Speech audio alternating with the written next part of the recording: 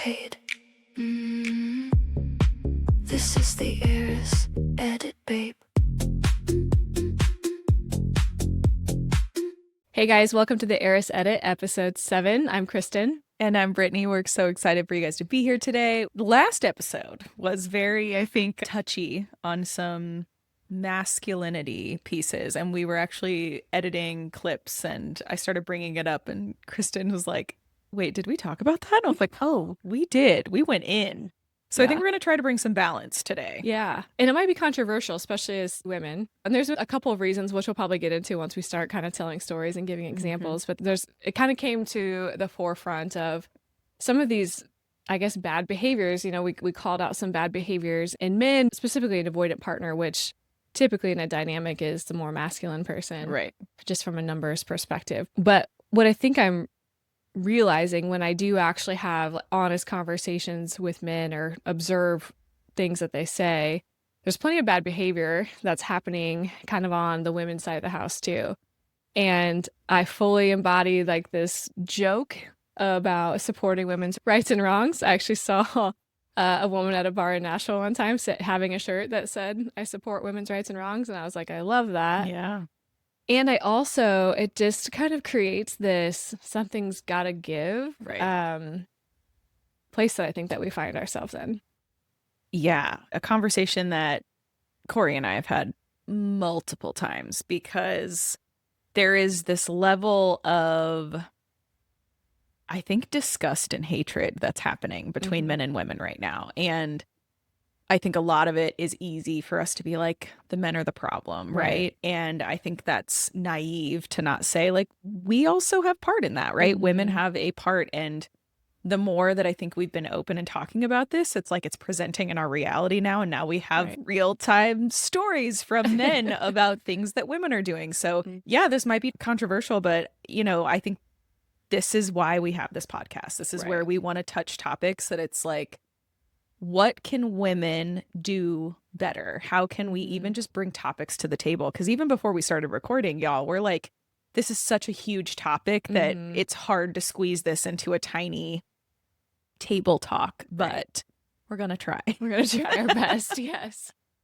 Yeah, I think in one of my most recent relationships too, this came up, and in similar ways that it sounds like you and Corey have had the discussion of, I think disgust is actually a perfect word. You know, it's really tricky because, you know, obviously you don't choose your sexuality or your sexual orientation. That's something I definitely know because after the experiences I've had, like if I could choose to pick a different team, I probably would, you know, at this point. Because so many people say that too. I know. I mean, even Sabrina Carpenter is like, well, since the good Lord forgot my gay awakening. Yeah.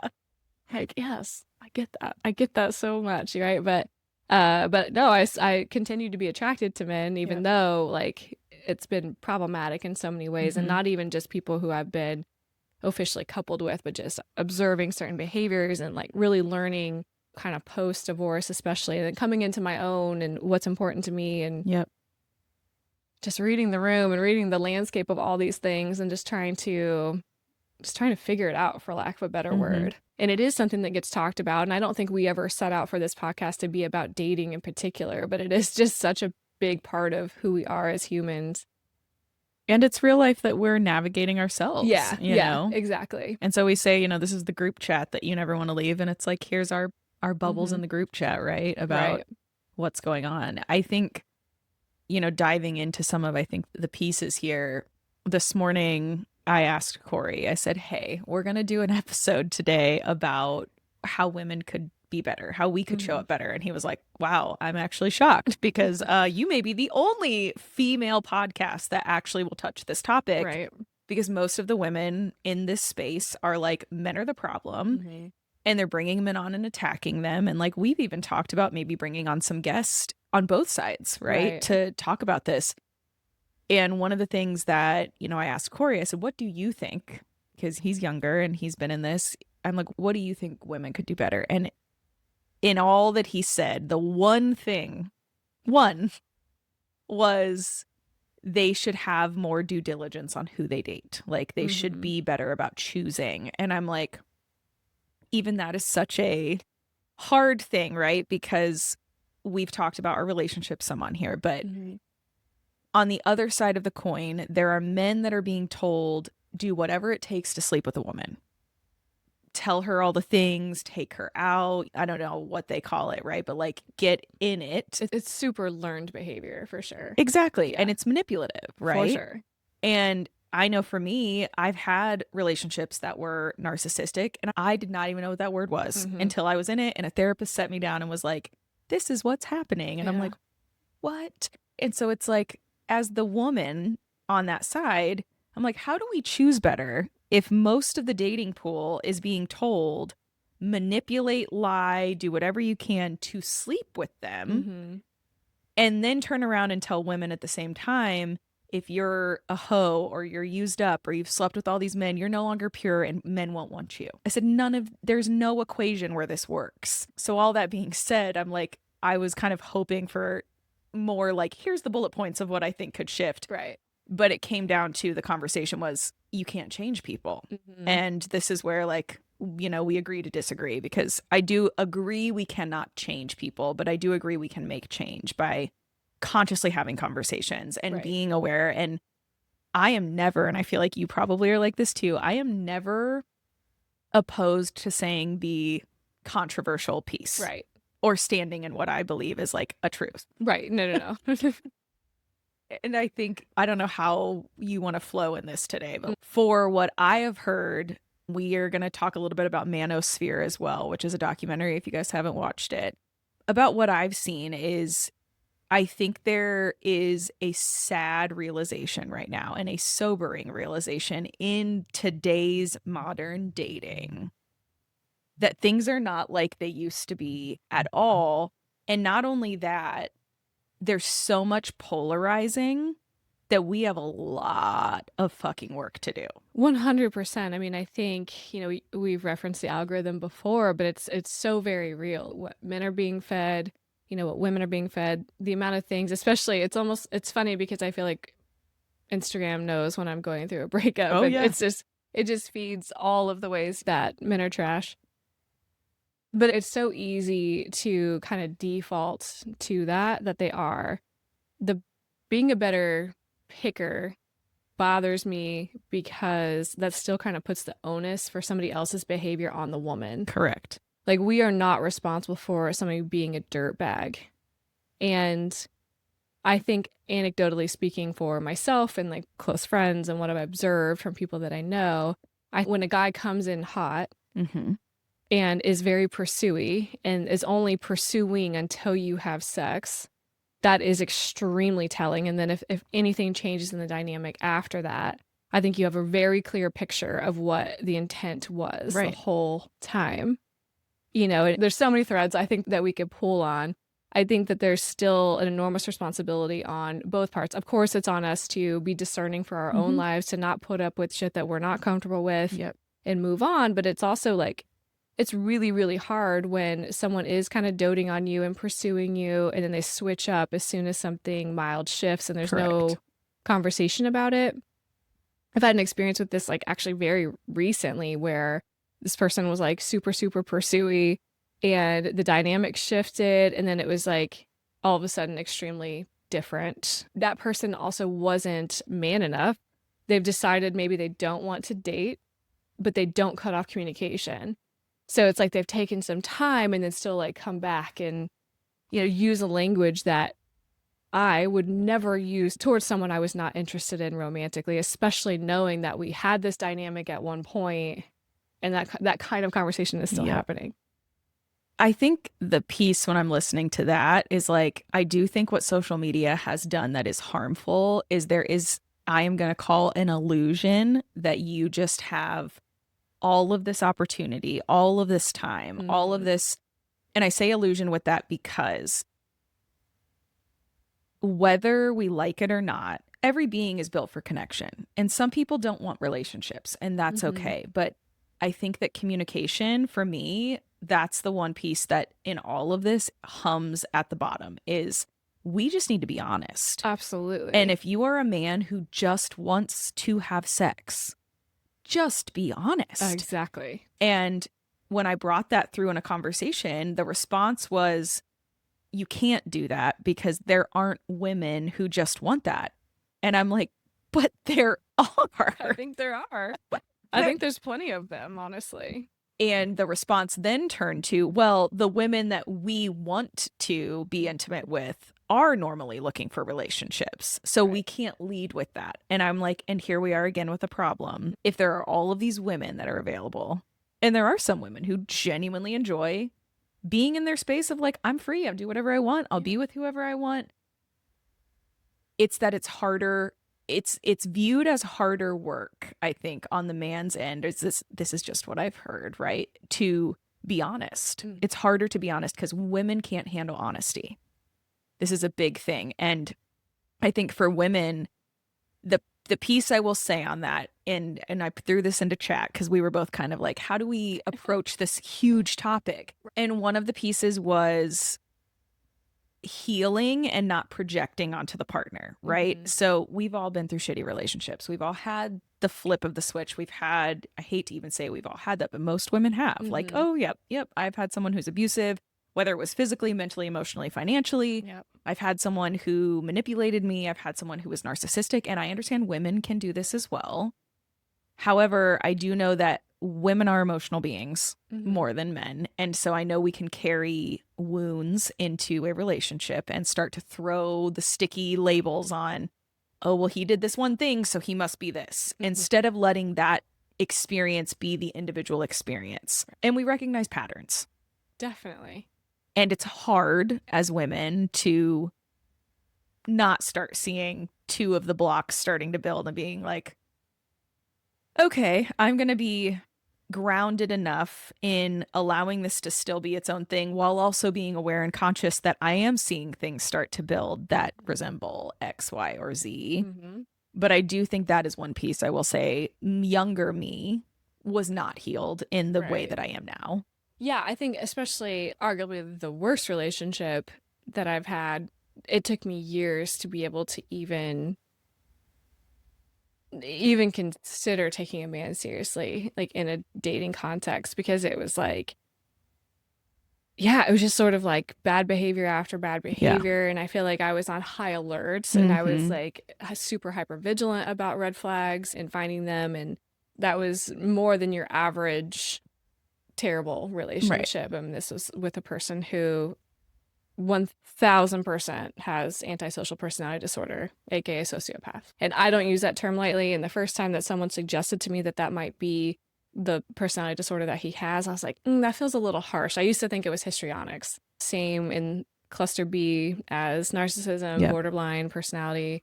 But it's a more deviant and, maybe more intentionally deviant situation than even a narcissist. And so that took a considerable amount of healing to be even willing to throw a second glance at a man, you know what I mean? And so I hear you on the healing. And I think that we don't take enough time to actually heal, between relationships. And a lot of times we try to get over someone by getting under somebody else, right? And so, and men and women are both super guilty of that. And some of the things that Corey has shared and like his experience with bad behaviors of women has influences, he's brought that into his dynamic with you, right? And just sort of like assuming and then maybe being shocked on a consistent basis that you're not that. This is our relationship. Right? Versus giving you the benefit of the doubt that you're not like that. It is. It's definitely on both sides. And I think bringing Corey's response into this, when we first met, I came one day to his house and he had Myron Gaines on. I had no idea who this man was at this point. And I just sat down. I was like, cool, he's watching a podcast. And I'm not even 5 minutes in and I am lit up. And those of you who know me in real, I don't get fiery. It is not. It's just, I'm a very grounded, like I can listen to anyone. We can have all kinds of conversations. We can agree to disagree. And I love you to the end.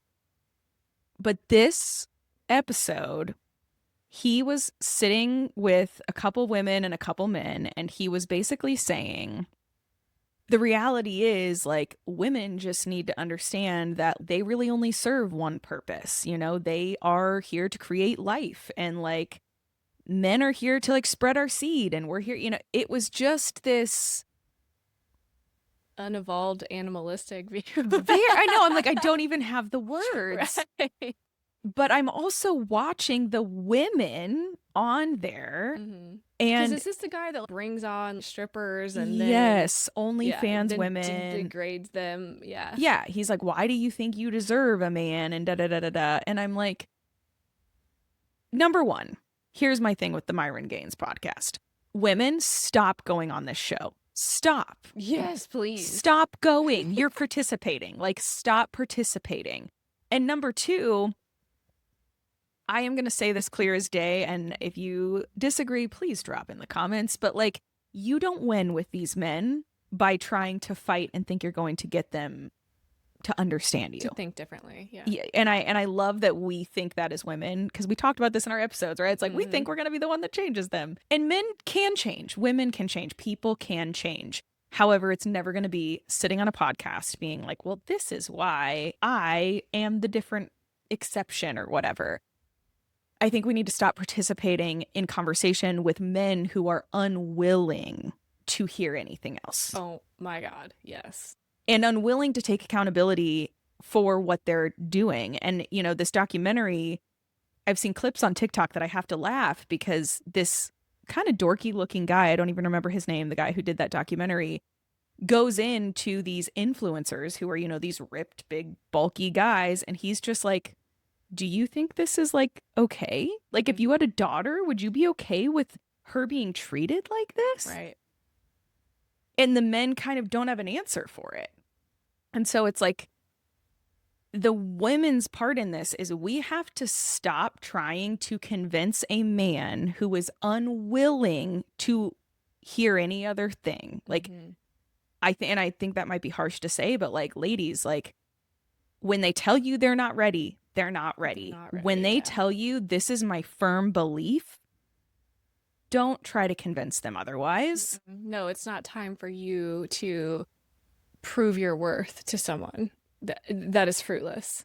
Absolutely. And with Corey and I, after this whole thing, because I made some side comments and he's like, oh, are you triggered? And I sat there and I was like, I'm not triggered. This is sad to me. I was like, I'm like disappointed. Like, this is sad. And then we started having all these conversations and I was like, do you identify with this? Like, this was the first time this was in my sphere. So I had no idea who this person was, what this podcast was.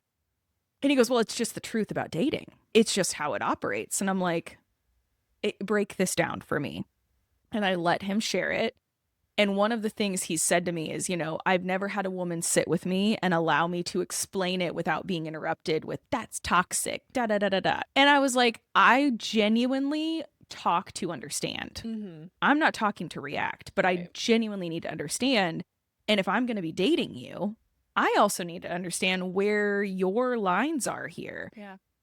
And that's where the reason Corey and I are 2 years into where we are is because he states these things and backs it up with, unfortunate, which we can go into this next, real life experiences with women that have fed this belief. This perspective, yeah.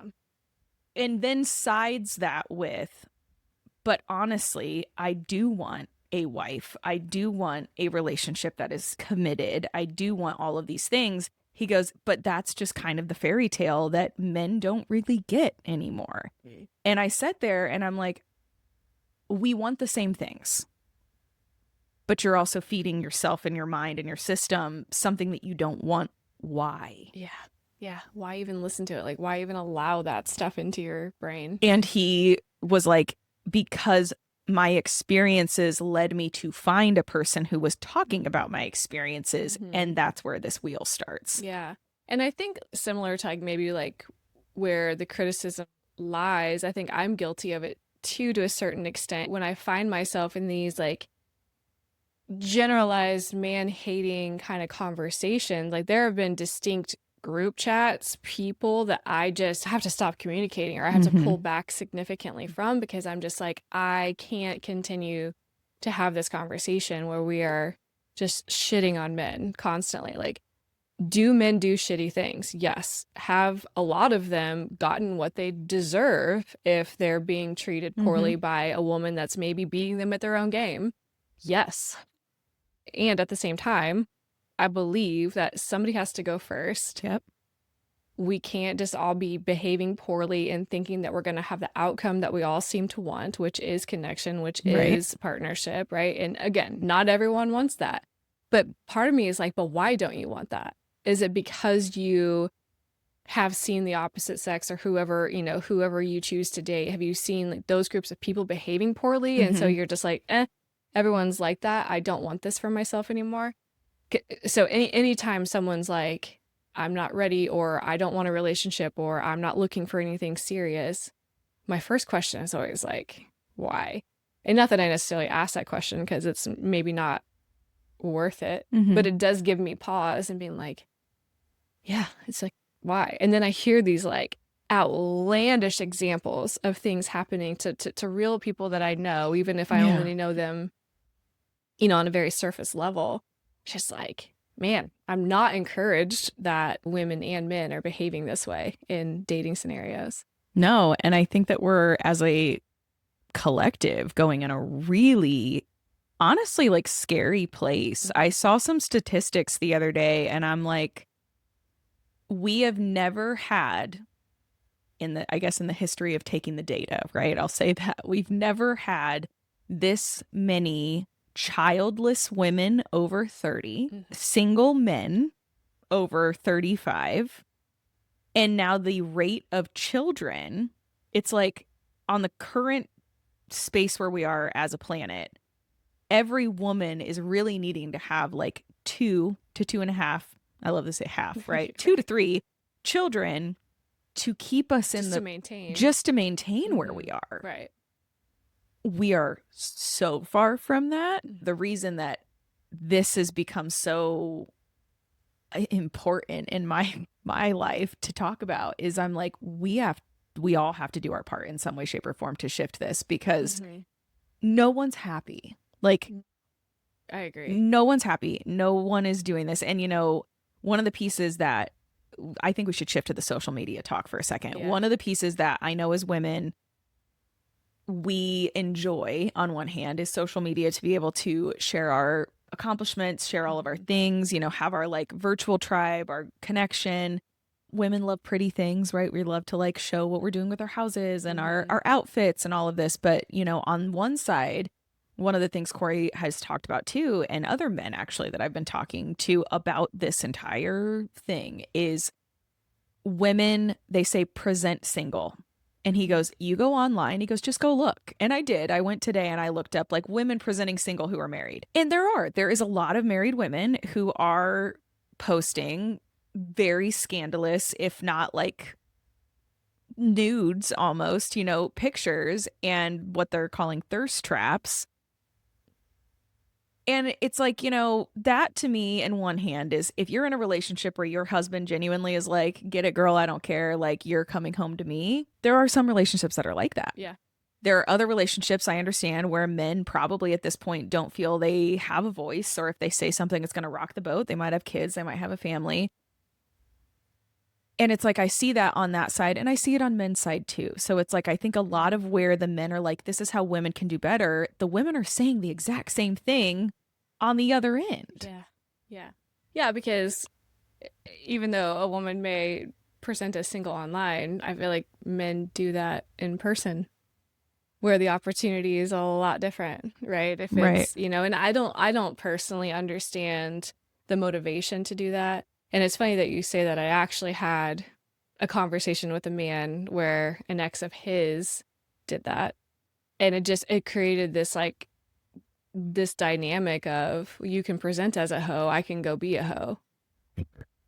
Right, because that's where the man brain goes, is if you're going to have men in your DMs being like, can I get with you? I'm just going to go get it, because this is where I think this belief comes in, though, that she's going to cheat on me anyways, so I'm going to beat her to the punch. Yeah, absolutely. And actually, you don't even know this story that I'm referencing, and that's exactly what happened. That is exactly what happened. It ended their marriage with very small children. And I don't know how much you want to share, if anything, of the other story that we've been talking about, but I will say this to like the women, the ladies, is we evolve. We have been evolving much more rapidly than the masculine has in a lot of ways, right? Certainly. Without question. And now I think a lot of men are being forced to / wanting to catch up a little bit more to the evolution of women. But like we talk about, this quote hoe phase, right? It's like, I think every girl that goes to college has these moments where it's like, oh my gosh, I'm no longer under my parents' roof. I get to party with my best friends all the time. Right. Drugs and alcohol are normally involved. Yeah. You get to kind of play with your sensuality more because there's no one telling you not to. Right. You're living on your own for the first time. I mean, like, Right. yeah, there's all kinds of, And you're finding yourself. There is this moment, I think, as you get older, and I'm going to say older, like out of college. I think when you're starting to kind of really become an adult, right? What I would lean in to say to the women is, if you were a fly on the wall in these conversations and these moments, right, especially publicly, like what you do behind closed doors, your kink, your whatever, like I will always be like, do you, girl, right? But if you were out in public, I am all about dancing, having fun. Like, I understand the body shot thing, especially when you're in college. It's like an experience thing. However, when you are coming into like, yeah, I want a husband, I want someone to build with, I do think that both sides, but I'm just speaking because we're on the women, I think we need to be aware of, if we're wanting that, who do we have to be to partner with that? Yeah, because you don't attract something you're not. Exactly. So if you want a solid partner who desires monogamy, who wants to go deep in partnership with someone, you have to be that person first. The expectation of, I can do whatever I want, and then once I find the guy, like that will change then. Like, no, you're not going to signal to the right man that. Exactly. I think you're not able to attract what you want until you become the opposite of that, or whatever the pairing is to make what you want happen.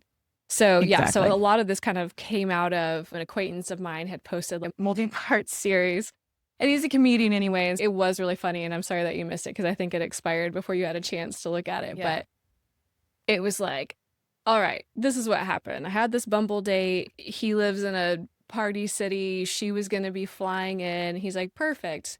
You can stay at my place. Which is very sweet, by the way, to never have met someone and be like, come stay with me. To offer that. Right, exactly. And I have no idea, like, the specifics of how long they had been talking, if they had ever FaceTimed before. I have no idea. I have no reference for that.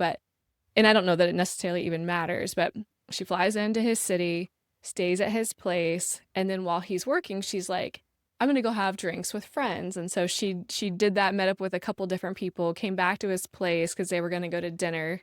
And she was already kind of wobbly drunk. And so she did something, and he could tell like she did not have underwear on under the skirt that she was wearing. And then I think she might have even left the house one more time and then like came back and was like, hey, let's not do the plans that you planned. Let's go to this club because we got invited to this section. And so he's like, all right. So they go, and when they get there, she immediately starts making out with the guy that invited them there. Then all of a sudden, she's straddling the guy with her skirt up to her belly, no underwear on, and gets kicked out of the club. They're walking down the street. He's like, what the fuck is happening? His mind is blown, and then he's also trying to be reasonable in the moment. Like, that's not my girl technically, so I don't really have the right to be mad.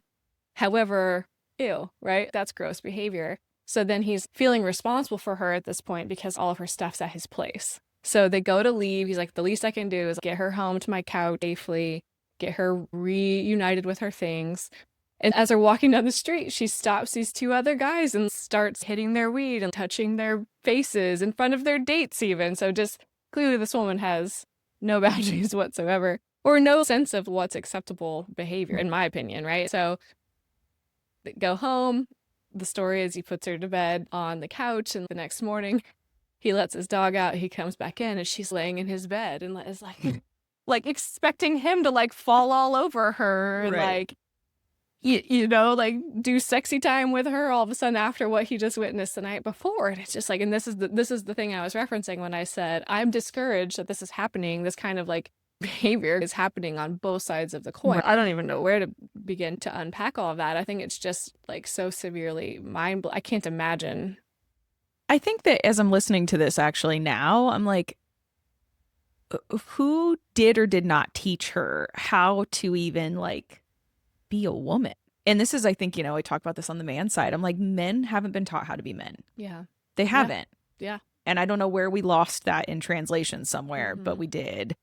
And I think even with this, my mom allowed me to drink in high school. And she was kind of the mom that was like, give me your keys. I know you're going to do it. Just like be here. Be here, right? Yeah. But at the same time, she was always very, as a woman, you look put together. We talked about this in another episode, right? You present feminine, you respect the man, you respect yourself and all of this stuff, right? And I just think there's a misstep here, because as a mother now, I'm like, I don't even know what I would say if that was my daughter. I would be like, what are we doing? Like, because it's also disrespecting ourselves at this point. Well, and that's truly the biggest issue that I had. Granted, I don't know the whole story, Right. but does it appear as though he was very sweet and gentlemanly towards her? Yes. And based on the limited information I have about this person, I believe him. And so it's really hard for my brain to reconcile coming into a situation like that.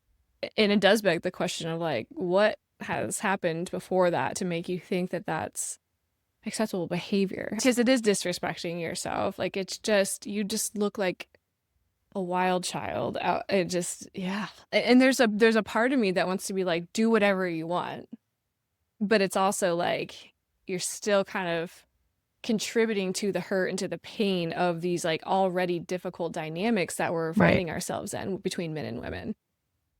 And I think do what you want. Yes, we all have free will, right? And I think you and I both are girls.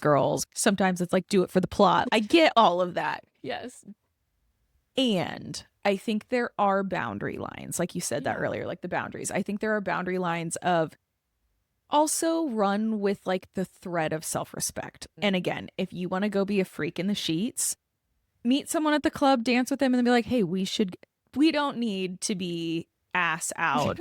Grinding, or it sounds like vag out, right? I'm like, we don't need all that. There are some self-respect pieces, and also it just perpetuates this idea that all we are good for is sex, and it doesn't help the brand. So even if you don't see it through the lens of she's behaving poorly in a dating dynamic issue that we're seeing, potentially being a part of perpetuating this bad behavior dynamic between men and women, is that really how you want to act? Is that how you want to be perceived? Do you want to be seen as just simply a sexual object? I just feel like it just perpetuates all of the things. And this goes deeper into, what do you perceive as love, right? And if the only way you feel you receive love or that energy is through sex or making yourself a sensual being, these are all like, they run deeper roots, right? And I think that really for me is always where I'm going to want to try to get to, is like, there is these surface pieces, but really at the bottom of it,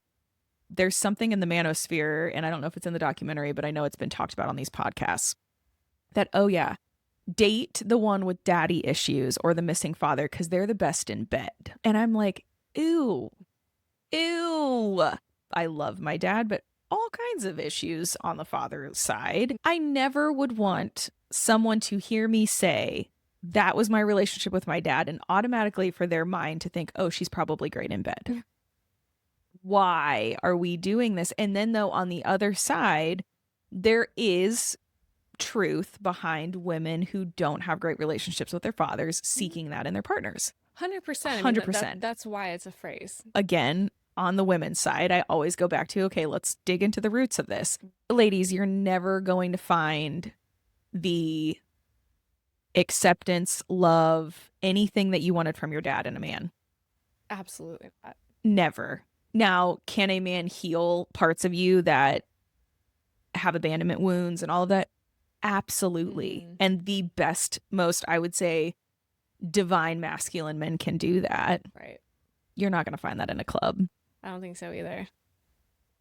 And if you do, it's a very low percentage. As women, I think I would lean to say most women at the end of the day, maybe not when you're 20, but most of those women who are partying and having fun, like, I think it's valid for us to say, look a little further down, right? Because it's fun right now and you're going to evolve and you're going to want someone who can be a father, a partner, a good man with you. And you're going to have to show up differently than the party girl who's using her body as the thing that allures them in. You're not going to get what you want by that. Yeah, no, I don't think so either. And it's hard because now we have dating apps and it's like, it's literally hot or not, right? It's like, am I attracted to you or not?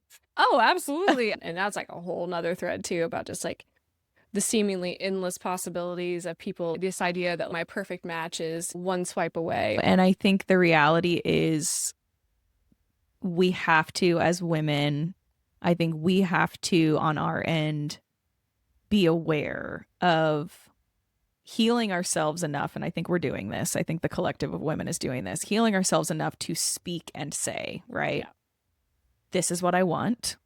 If you are not wanting this, like, do me a favor and just you might be the hottest thing, right? And I'm like, if the guy doesn't want that, like, there are these decisions. But I do think, we talked about this at the retreat, I think personally on my side, as we, I think, close out this episode, if I were to say one piece that we're missing, it is communication and honesty. And honesty and being transparent about, and not being secretive about what it is you want. And if you don't know what you want, don't disrupt someone's life. No. Don't go out of your way to, you know, make a connection with a person that's only going to validate your ego or make things feel good if you are not in a place where you know what you want. And that goes for both men and women. Yes. What about you? What's your ending chat bubble?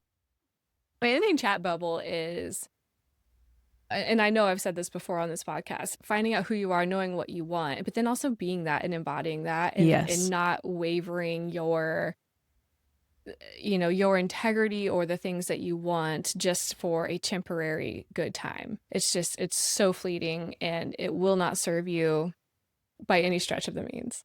To piggyback on that too, it's the harder route, right? It's 100%. There might be more lonely nights, or maybe you'll have FOMO, like watching all your friends at a party or at a club or whatever. But man, I will tell you, I have way more peace only participating in that stuff when I actually have the capacity, or when I have like the emotional sort of like wall of not needing any particular outcome to happen, like simply showing up and having a good time and then exiting before it gets weird. And then if it makes you feel icky, even the slightest, like being like, that's not for me, I'm not going to do that again, I'm not going to force this, right? That's a very real, recent example from my own life. Yeah. And I've always loved nightlife. I have been going to clubs since I was 16 years old. I love to dance. I love to have a good time. Yeah. I was watching a stand-up comedian like Netflix special with a friend last night, and there was like lights everywhere, and he was like, ugh, that would give me an instant headache. And I'm like, that would give me juice. I love that. Like, I love that like vibrancy and like I feel so alive. I'm here to like dance and drink and have a good time with all these like hot, sexy people. But then sometimes it just makes you feel so gross because you see so much gross behavior happening. And so it's like, you know what, like the next opportunity came, I was like, no, I'm not even going to attempt to make this happen or like try to rope my friends into this or, you know, no, thank you. And so I think there's been other times in my life where I'd be like, nope, I'm just going to force a situation. I'm going to show up and have a good time and be the fun loving person that I am. But I guess my point in all of that, short story long, is do what feels good. If you can really go and have a good time, I think there's nothing wrong with that. But if you're like, I'm doing this because I want validation from this man, or because I want him to choose me, or because I want X, Y, or Z. Correct. That's probably not the healthiest space to be in. I love that. I love that as the closure, because I think this is such a thread that we talk about in so many different ways on this podcast, is the embodiment piece. Ladies, listen to your bodies, listen to yourself, and from your big sisters, big sisters here, like we could give you millions of stories probably of like, we knew, our body told us, 100%. We had the intuition, and guess what? 10 out of 10 times we were correct. Yes. And I think if the younger you can actually train, because it is training, it's training yourself. Yeah. The younger you can train yourself to say, I don't even know what it is, but something just feels off. And I don't want that. And I'm not going to do it. Give yourself permission to just lean into whatever that is. Agreed. I love that. All right, stay tuned. Yes. Part 2 of this conversation will be on the manosphere side. Can't wait to get enraged. We'll see you guys soon. Thanks for being here.